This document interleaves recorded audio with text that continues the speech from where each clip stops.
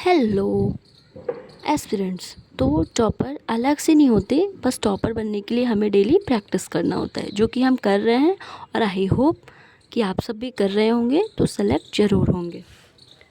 तो हम question start करते हैं। हमारा पॉलिटी का क्वेश्चन है। भारतीय संविधान का ढांचा संघात्मक है, परंतु उसकी आत्मा एकात्मक है। स्पष्ट कीजिए। जैसा कि आपने पॉलिटी की स्टैटिक पोर्शन पढ़ा होगा, तो आपने संघात्मक की फीचर्स या विशेषताएं पढ़ी होंगी फेडरल सिस्टम की, और यूनिटी की एकात्मकता की भी फीचर्स या विशेषताएं पढ़ी होंगी। अब आपने पढ़ लिया है, अब उसको प्रैक्टिकली आंसर कैसे देना है, वही हमारा मेंस का गेम होता है। तो क्वेश्चन हमने जान लिया, अब हम आंसर पे आते हैं। सबसे पहले कोई भी इम्पॉर्टेंट कोट आप ऐड कर सकते हैं, किसी भी। मैंने यहाँ पर 2 कोट दिया हुआ है, 2-3 कोट एक साथ नहीं करते हैं, कोई भी एक आप सेलेक्ट कर सकते हैं, और आपके पास भी अगर कोई एक्स्ट्रा कोट है तो आप वो भी ऐड कर सकते हैं। तो इंट्रो से हम स्टार्ट करते हैं। मैंने 2 का दिया है। जैसे फर्स्ट है, डी बसु के अनुसार भारत का संविधान ना तो विशुद्ध रूप से मतलब टोटली संघीय है, और ना ही विशुद्ध रूप से एकात्मक है, बल्कि दोनों का संयोजन है, मतलब दोनों का मिक्स है। Doctor B R. अम्बेडकर जी ने कहा था कि भारतीय संविधान एकात्मक और संघीय दोनों विशेषताओं का मिश्रण है, और ज़रूरत पड़ने पर एकात्मक बन सकता है। ये हमारे 2 कोट हो गए, कोई इसमें से आप एक सेलेक्ट करेंगे।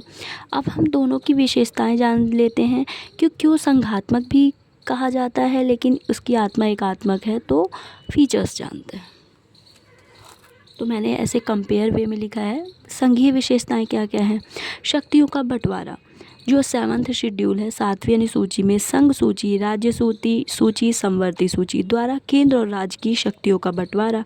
समवर्ती सूची में दोनों को अधिकार है, बट ज़्यादा अधिकार जो है वो केंद्र पे डिपेंड करता है। लिखित व कठोर संविधान, संविधान की जो प्रक्रिया है वो कठोर है। इट मीन्स कि दोनों पे लागू एक ही संविधान है, राज्य या फिर संघ के लिए संशोधन किया जा सकता है, लेकिन उसके बेसिक नॉर्म्स के बेस पे, है ना, आधारभूत संरचना को इफेक्ट ना करते हुए।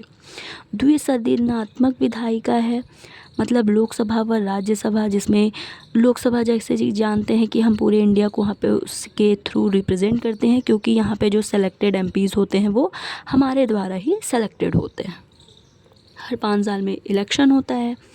संविधान की सर्वोच्चता, मतलब संघीय क्यों है, ना तो राज्य ऊपर होगा ना फिर केंद्र, हमारा संविधान, हमारा कॉन्स्टिट्यूशन सबसे ऊपर है। स्वतंत्र न्यायपालिका, न्यायपालिका जो है वो हमारी स्वतंत्र है ना। हाई कोर्ट अपना वर्क कर सकता है, सुप्रीम कोर्ट अपना कर सकता है, बट जब हाई कोर्ट में भी कॉन्फ्लिक्ट्स होते हैं तो संविधान में जो है सुप्रीम कोर्ट आर्टिकल 124 से स्टार्ट होता है, उसकी जो वर्डिक्ट आते हैं, उसके जो हमारे जजमेंट्स आते हैं, वही सबसे ऊपर माने जाते हैं। अब एकात्मकता की क्या विशेषता है? मजबूत केंद्र, आपातकाल, जैसे कि इमरजेंसी लगती है, 3 टाइप की इमरजेंसी हो सकती है ना। भारतीय आपातकाल, बाहर से भी जब भी अटैक हो, या फिर आंतरिक राष्ट्रपति शासन लगे, तो हमेशा जो है वो केंद्र सबसे सर्वशक्तिमान होता है, वहाँ पे जो है राज्य की अधिकार ले लिए जाते हैं। इकहरी नागरिकता, एक ही नागरिकता प्राप्त होती है। एग्ज़ाम्पल, यूएसए में 2 नागरिकता है, एक तो आप यूएसए के होते हैं, एक आप जिस एरिया पे जिस सिटी से मतलब जुड़ते हैं, एक वहाँ की आपको जो है वो सिटीजनशिप मिलती है, बट इंडिया में सिर्फ एक ही सिटीजनशिप मिलती है। राज्यों का संघ है, फेडरेशन या संघ शब्द का प्रयोग नहीं है। आप पूरे कॉन्स्टिट्यूशन में फेडरेशन या संघ जैसा कोई शब्द नहीं है। आप प्रस्तावना में भी देखेंगे कि राज्यों का, भारत जो है वो राज्यों का संघ है। राज्यों की सीमा में परिवर्तन, अब ये एकात्मकता की ही विशेषता है, क्योंकि राज्यों की सीमा में कभी भी परिवर्तन किया जा सकता है, सीमाओं को बढ़ाया जा सकता है, कम किया जा सकता है ना। केंद्र के पक्ष में शक्तियों का विभाजन, जब भी दोनों में कॉन्फ्लिक्ट होगा, केंद्र के जो भी राइट्स हैं या फिर केंद्र की जो शक्ति है वो सर्वोच्च मानी जाएगी। तो ये हो गया हमारा एकात्मक संविधान। ये अपने आंसर क्लियर हो रहा है आपको?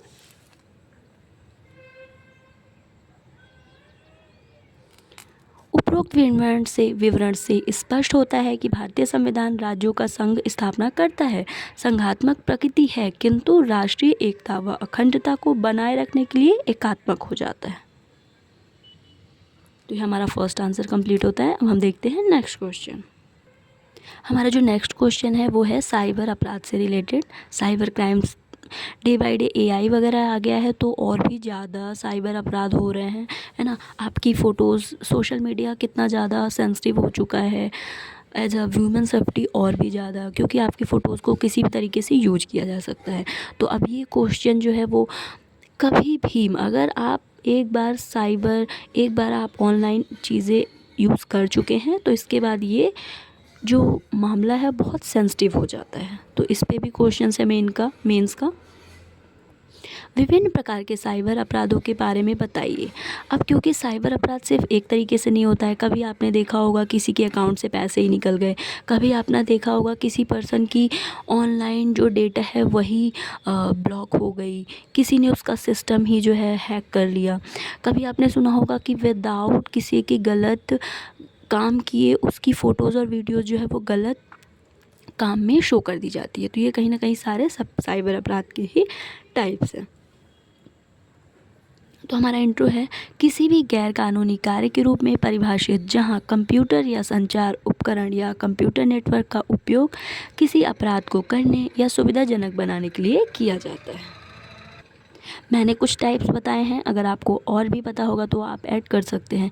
ये कोई रटने की चीज़ नहीं है, ये सिर्फ प्रैक्टिस करने की चीज़ है। आप सिर्फ प्रैक्टिस करने के ही बेस्ड पे आंसर राइटिंग कर सकते हैं।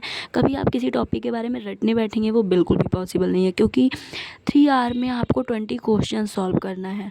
और अगर प्रैक्टिस नहीं है, आप सोचने बैठेंगे, बहुत टाइम वेस्ट होता है। एक क्वेश्चन को करने में अगर आपने 6 से 7 मिनट से ज़्यादा ले लिया तो कहीं ना कहीं सारे क्वेश्चन अटैम्प्ट करना इम्पॉसिबल हो जाता है।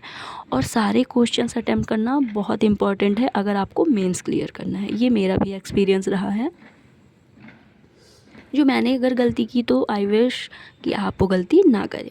साइबर स्टॉकिंग इलेक्ट्रॉनिक माध्यम से व्यक्ति को परेशान करने या धमकाने हेतु।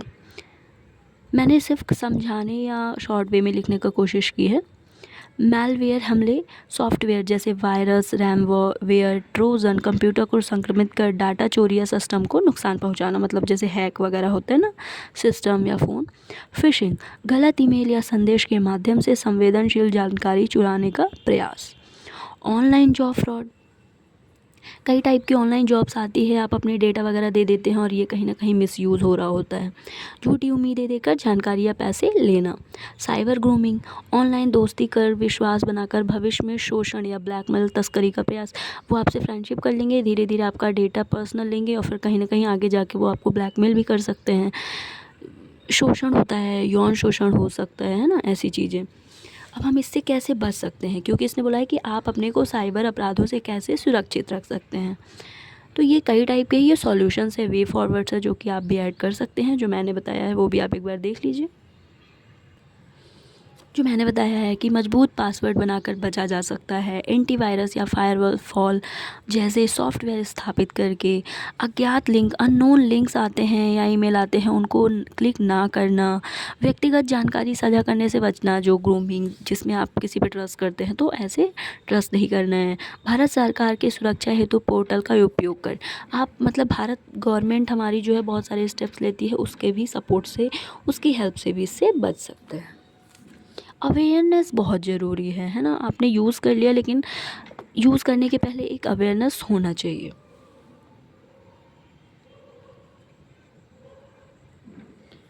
आई होप कि आपको समझ में आ गया होगा। For today thank you so much.